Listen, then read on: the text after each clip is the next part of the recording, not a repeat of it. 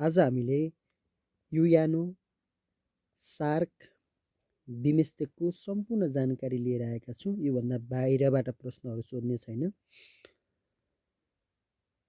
सुरु गरौँ युएनओको सम्पूर्ण जानकारी। अवधारणा। युएनओको अवधारणा कहिले भयो भन्दा सन् 1942 जनवरी 1 मा भएको थियो। फ्रेङ्कलिन रुजवेल्टले यसको अवधारणा ल्याउनु भएको थियो। ओडापत्रमा हस्ताक्षर 1945 जुन 26 मा। ओडापत्र तयार पार्ने आर्किवाल्ड म्याकलिस्ट अमेरिकाकी कवि। यसको स्थापना कहिले भयो भन्दा 1945 अक्टोबर 24 मा भएको थियो। 1945 अक्टोबर 24 मा भएको थियो। संस्थापक राष्ट्र 51 वटा, हाल सदस्य 193 वटा। सबैभन्दा पछि सदस्य भएको दक्षिणी सुडान। आधिकारिक भाषा 6 वटा, स्पेन, इङ्ग्लिस, फ्रेन्च, चाइनिज, रुसी, अरबी। अब एउटा भाषा थपिँदैछ है, त्यो हिन्दी भाषा थपिँदैछ। कार्यालय सञ्चालनका भाषा इङ्ग्लिस र फ्रेन्च। कार्यालय सञ्चालनका भाषा इङ्ग्लिस र फ्रेन्च है। त्यसपछि नेपालले युएनओको सदस्य कहिले सदस्यता पाएको भनेको 1955 डिसेम्बर 14। प्याकेज डिल भनेको एकैचोटि 16वटा देशहरू जोइन हुनुभएको थियो है, सदस्य प्राप्त गर्नुभएको थियो 16वटा देशले। युएनओको सदस्यता प्राप्त गर्ने बेलामा नेपालको प्रधानमन्त्री टङ्कप्रसाद आचार्य हुनुहुन्थ्यो। नेपाल सँगसँगै श्रीलङ्काले पनि सदस्य लिएको थियो है। युएनओको सदस्य प्राप्त गर्ने बेलामा नेपालका प्रधानमन्त्री टङ्कप्रसाद आचार्य हुनुहुन्थ्यो। युएनओको सबैभन्दा ठुलो पदक भनेको नानसेन पदक है। युएनओको सूचीमा रहेका भूपरिवेष्टित राष्ट्रहरू 31 वटा भूपरिवेष्टित राष्ट्र छन् भने युएनओको सूचीमा रहेको अल्पविकसित राष्ट्र 48 वटा रहेका छन्। युएनओको महासचिवले भाग लिन नपाउने युएनओको अङ्ग अन्तर्राष्ट्रिय न्यायालय। युएनओको महासचिवले अन्तर्राष्ट्रिय न्यायालयमा चाहिँ भाग लिन पाउँदैन, किनकि अब त्यहाँको अन्तर्राष्ट्रिय मुद्दाहरू हिनामिना हुन्छ भनेर भाग लिन पाउँदैन है। युएनओको बजेट निर्धारण गर्ने महासभामा चाहिँ बजेट निर्धारण गर्ने हुन्छ। युएनओको कुन अङ्गलाई भिटो प्रयोग गर्ने अधिकार रहेको छ भन्दा सुरक्षा परिषदमा रहेका देशहरूलाई भिटो प्रयोग गर्ने अधिकार रहेको छ। सुरक्षा परिषदमा सबैभन्दा बढी पटक भिटो प्रयोग गर्ने देश कुन हो भन्दा रुस हो। सबैभन्दा बढी भिटो प्रयोग गर्ने देश भन्दा रुस हो र सबैभन्दा कम भिटो प्रयोग गर्ने देश भनेर चीन अथवा चाइनालाई चिनिन्छ। ओडापत्रमा 111 धारा रहेका छन्, 19 अध्याय रहेको छ भन्दा 10,000 शब्द रहेका छन्। 19 अध्याय 10,000 शब्द रहेका छन्। हालसम्म संशोधन भएका धाराहरू 33, 27, 61 र 109 गरेर 5 पटक संशोधन भएको छ। 4वटा धारा 5 पटक संशोधन भएको छ। युएनओको पहिलो विशिष्टकृत संस्था आइएलओ भनेको अन्तर्राष्ट्रिय श्रम सङ्गठन है। अन्तर्राष्ट्रिय श्रम सङ्गठन यसले चाहिँ नोबेल पुरस्कार पनि पाएको थियो 1969 मा है, त्यो पनि सम्झिनु होला। युएनओको झन्डा प्रयोग गरिएको 1947 मा अक्टोबर 20 मा। नेपालले सदस्य लिएको युएनओको पहिलो विशिष्टकृत संस्था एफएओ। नेपालले सदस्यता लिएको युएनओको पहिलो विशिष्टकृत संस्था एफएओ है। नेपालले युएनओको सदस्यता लिनु पूर्व कुन विशिष्टकृत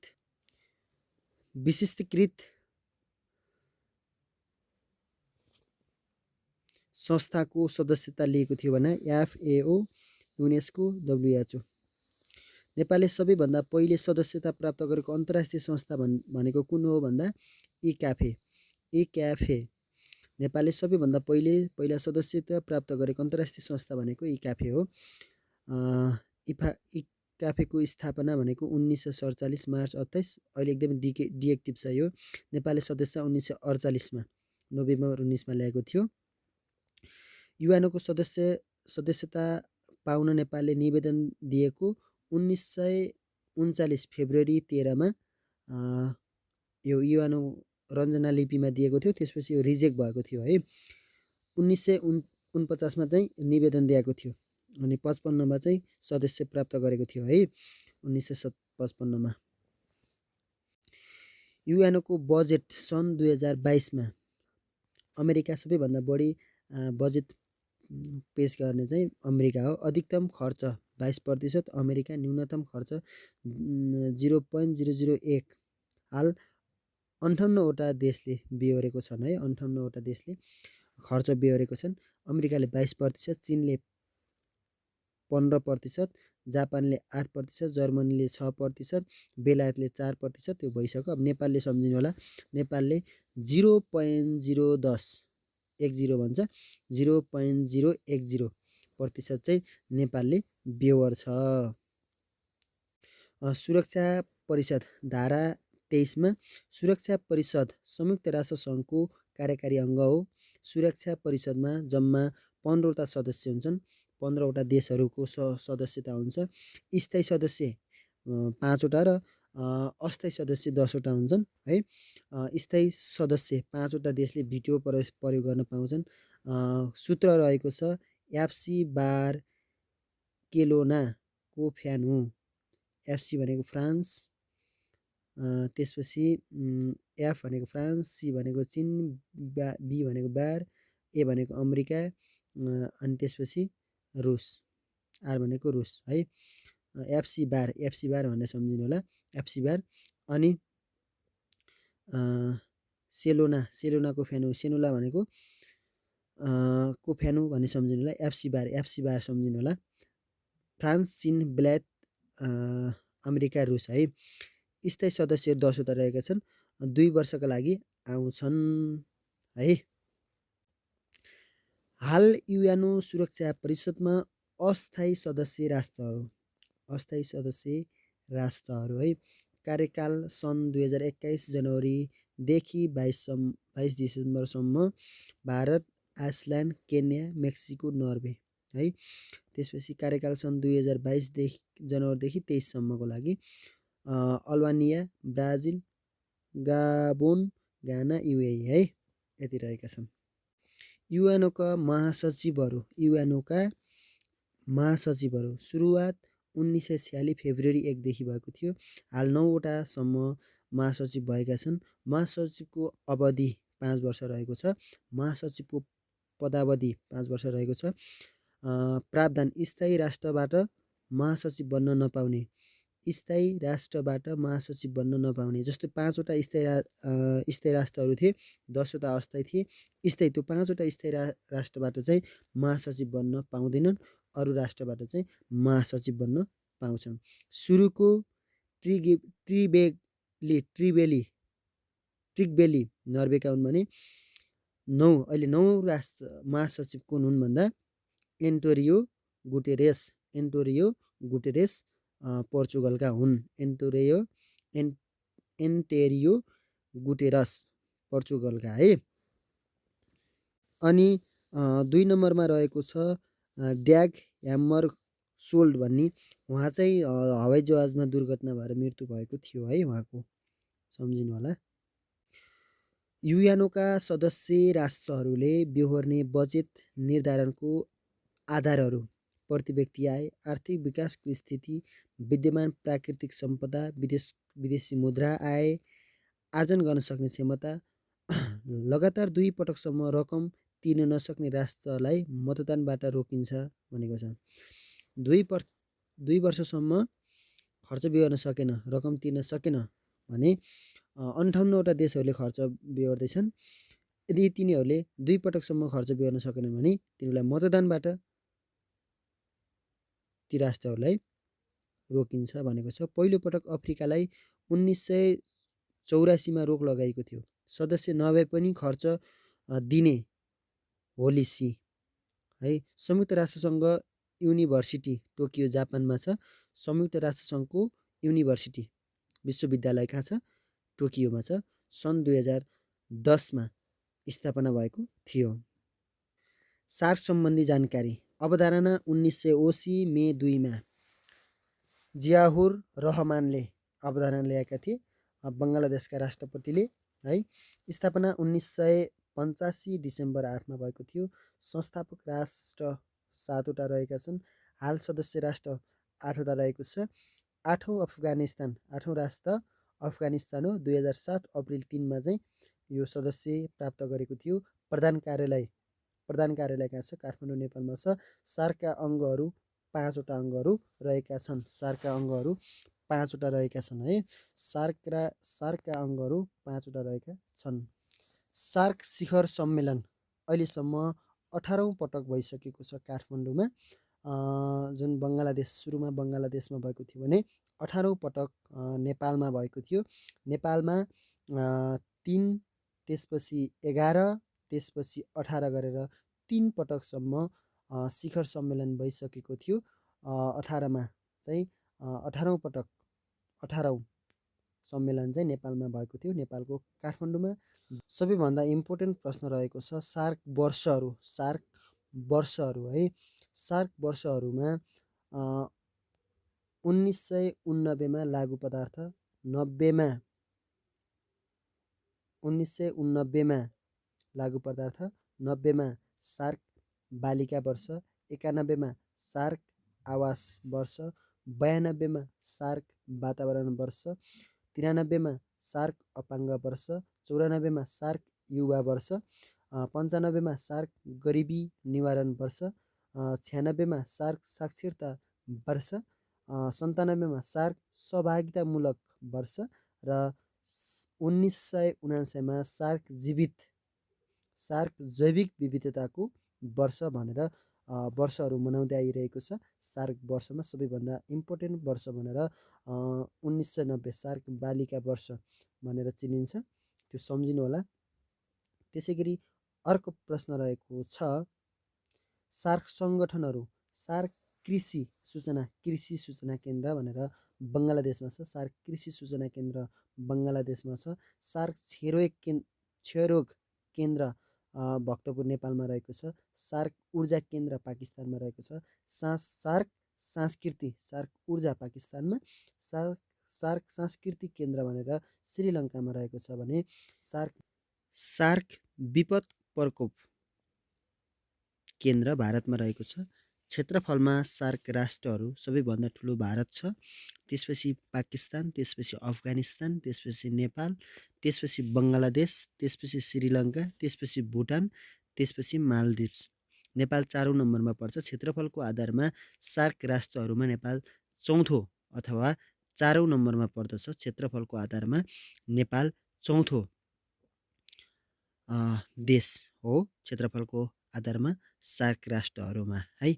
अर्को प्रश्न रहेको छ जनसङ्ख्यामा सार्क सबैभन्दा धेरै भारत, त्यसपछि पाकिस्तान, त्यसपछि बङ्गलादेश, त्यसपछि अफगानिस्तान, त्यसपछि नेपाल 5औँ नम्बरमा पर्छ।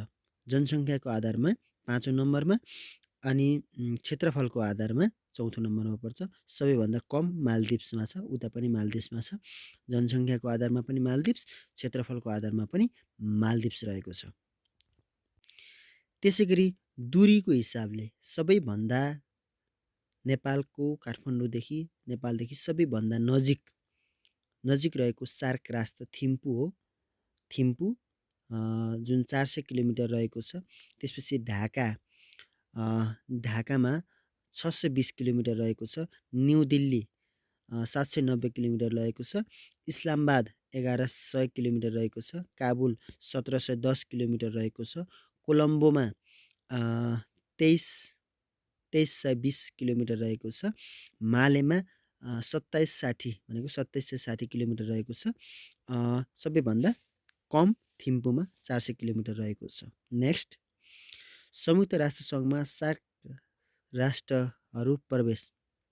संयुक्त राष्ट्रसङ्घमा सार्क राष्ट्रहरू प्रवेश। भारत 1945, अफगानिस्तान 1946, पाकिस्तान 1947, नेपाल 55, श्रीलङ्का 55, श्रीलङ्का र नेपाल सँगै भएका थिए है। मालदिप्स 65, भुटान 71, बङ्गलादेश 74। त्यसपछि सार्क दिवसहरू, सार्क राष्ट्रका दिवसहरू। नेपालको जेठ 15 गते राष्ट्रिय दिवस मनाइन्छ। भारतको जनवरी 26मा मनाइन्छ। बङ्गलादेशको डिसेम्बर 16मा मनाइन्छ। मालदिप्सको जुलाई 26मा मनाइन्छ। अफगानिस्तानको अगस्त 19मा मनाइन्छ। त्यसपछि श्रीलङ्काको फेब्रुअरी 4मा मनाइन्छ। त्यसपछि पाकिस्तानको मार्च 23मा मनाइन्छ। भुटानको डिसेम्बर 17मा राष्ट्रिय दिवसहरू मनाइन्छ। नेपालको जेठ 15 गते मनाइन्छ भने भारतको जनवरी 26मा मनाइन्छ। त्यो सम्झिनु होला। नेपालको जेठ 15, भारतको जनवरी 26मा मनाइन्छ। सार्क राष्ट्रहरूले नेपालसँग द्वैत सम्बन्ध कहिले गरे? सर्वप्रथम भारत 1947, श्रीलङ्का 1957, पाकिस्तान 1960, अफगानिस्तान 1961, बङ्गलादेश 1972, मालदिप्स 1980, भुटान 1983मा भएको थियो। सार्क राष्ट्रका राष्ट्रिय खेलहरू। सार्क राष्ट्रका राष्ट्रिय खेलहरू: नेपालको भलिबल, भारतको हकी, पाकिस्तानको हकी, अनि त्यस अफगानिस्तानको बुस्कासी, बङ्गलादेशको कबड्डी, भुटानको धनुषबाण, श्रीलङ्काको भलिबल, त्यसपछि मालदिप्सको फुटबल रहेको छ। एसियन सम्बन्धी जानकारी। अवधारणा 1961, स्थापना 1967 अगस्त 8मा। संस्थापक राष्ट्र 5वटा रहेका छन्। हाल सदस्य राष्ट्र 10वटा रहेका छन्। प्रधान कार्यालय इन्डोनेसियामा रहेको छ, जहाँ जाकार्ता भन्ने ठाउँमा भाषा अङ्ग्रेजी। सर्वप्रथम महासचिव को हुन् भन्दा हाटोनो दर्सोनो। त्यसपछि रहेको छ एसियनका संस्थापक राष्ट्रहरू। फर्मुला: थामै सफा गर। Thailand, Malaysia, Indonesia, Sri Lanka, Philippines. थामै सफा गर है। थामै सफा गर सम्झिने हुन्छ। अनि एसियनका त्रिमूर्ति थामै, थाइल्यान्ड, मलेसिया, इन्डोनेसिया। थामै सफा गर। Thailand, Malaysia, Indonesia, Singapore, Philippines रहेका छन्। थामै सबैभन्दा इम्पोर्टेन्ट है। त्यसपछि बिमस्टेक सम्बन्धी हामी जानकारी लिन चाहन्छौँ। संस्थापक राष्ट्रहरू अहिले 7वटा रहेका छन्। बिमस्टेकको 7वटा राष्ट्रहरू रहेका छन्। स्थापना 1997 जुन छ। संस्थापक राष्ट्र 4वटा रहेका छन्। सचिवालय ढाका, भाषा अङ्ग्रेजी। संस्थापक राष्ट्रहरू बङ्गलादेश, भारत, श्रीलङ्का, थाइल्यान्ड। बङ्गलादेश, भारत, श्रीलङ्का, थाइल्यान्ड रहेको छ। बिमस्टेकका 4वटा संस्थापक देशहरू हाल 7वटा रहेका छन्। सबैभन्दा चौथो बिमस्टेक नेपालले सञ्चालन गरेको थियो, जुन तपाईँलाई अवगत छ होला सम्भवतः। र आजलाई यति भिडियो म राख्न चाहन्छु। हाम्रा भिडियोहरू कस्तो लाग्छन् कमेन्ट गर्नुहोला। हामीले फेसबुकबाट लिएको यो पेपरमा विमल खड्काको रहेको थियो। उहाँलाई पनि विशेष आभार प्रकट गर्न चाहन्छु। धन्यवाद। तपाईँको पल शुभ रहोस्। मेहनत गर्नुहोला। केही समस्या भए कमेन्ट गर्नुहोला। धन्यवाद।